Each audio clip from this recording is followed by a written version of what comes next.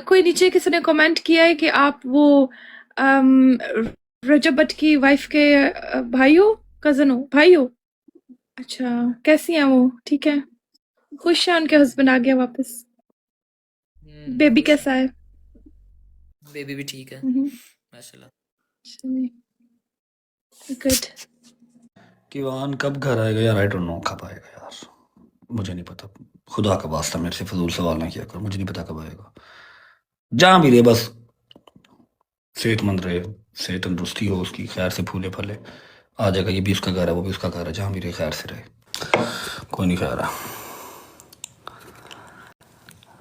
कोई भी टेंशन ना लो, खैर। क्योंकि देखो जो कुछ दिया है इसमें आपका इसमें कमाल नहीं है। अगर आपको पैसा है या आपके पास शोहरत है या आपके पास पावर है, आपके पास अफसरी है, ऑफिसर हो आप, या आपके पास कोई अथॉरिटी है, तो वो आपका उसमें कमाल नहीं है। उसमें कमाल है अल्लाह का। वो अल्लाह ने आपको दिया है और जब वो चाहे वापस ले सकता है। तो ये अगर इंसान के माइंड में रहे तो फिर इंशाल्लाह उसे डाउन टू अर्थ रहना चाहिए। ये हर वक्त माइंड में होना चाहिए। तो जी व्यूअर्स, जैसे कि आप लोगों ने सुना कि किस तरह से रजब भट्ट इस हद तक आ चुके हैं कि किसी के सवाल पूछने पर भी रजब भट्ट बहुत ही ज़्यादा गुस्सा कर रहे हैं। तो जी अगर अभी तक चैनल को सब्सक्राइब नहीं किया तो फ़ौरन से सब्सक्राइब कर लें ताकि आने वाली हर अपडेट आप लोगों तक फ़ौरन से मिलती रहे, ठीक है जी। और तो जी बात करते हैं रजब भट्ट की कि रजब भट्ट इतना गुस्सा क्यों हो रहे थे। तो जब एक ही सवाल बार बार पूछा जाए और जिसका आपको जवाब भी पता ना हो कि हम क्या जवाब दें, तो जाहिर सी बात है उस बात पर गुस्सा ही आता है। तो फैंस ने तो बहुत ज़्यादा पूछा, क्योंकि फैंस इस बात के इंतज़ार कर रहे हैं कि अकीका कब होगा, कि ईमान सुल्तान और ईमान कब कराएंगे। लेकिन ईमान जो कि अपने घर पे ही है और अभी तक नहीं आई है, और इसी बात से रजब भट्ट बहुत ज़्यादा परेशान है कि आखिर वो भी आ नहीं रही है, किस बात में मानेगी, और बहुत ज़्यादा उनके जो मसले मसाइल हैं वो अब अल्लाह बेहतर जानता है।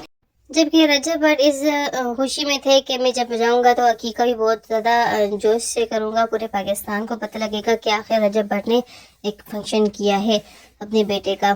तो वो सब कुछ तो अभी फ़िलहाल तो रह गया है, और दूर दूर तक उसका कोई अता पता नहीं है कि कब तक होता है, क्योंकि इनके जो आपस के मसले हैं वो तो सुलझ ही नहीं रहे, बढ़ते जा रहे हैं।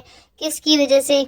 जिसको आप सामने देख सकते हैं कि ओन शेख ये तो बहुत ही ज़्यादा मसले बढ़ाता ही जा रहा है, कम करने का नाम ही नहीं ले रहा। कम से कम इसको इतना सोचना चाहिए कि वहाँ मेरी बहन है, आखिर उसकी ज़िंदगी का सवाल है, तो उस पर क्या गुजरेगी और उसको बातें सुनने को मिलेगी।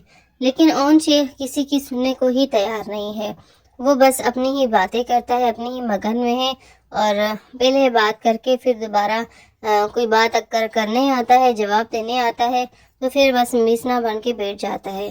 फिर तो कोई बात सुनता ही नहीं, बस हंसी मजाक करेगा या तो फिर उसको इग्नोर करेगा, फिर इस तरह से रिएक्ट करेगा और फिर बोलेगा कि मैं तो शरीफ हूँ, शरीफ घराने से ताल्लुक़ रखता हूँ, पढ़ा लिखा हूँ।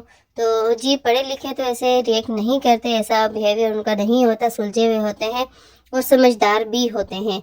समझदारी के साथ साथ तो आप दूर की बात समझ नहीं आ रहा कि आप में समझदारी है या नहीं, लेकिन हाँ इस हद तक आप में समझदारी है कि आपको फेम चाहिए, वो फेम अच्छा खासा आपको मिल चुका है, तो आप प्लीज़ अपनी बहन का भी घर बसने दें।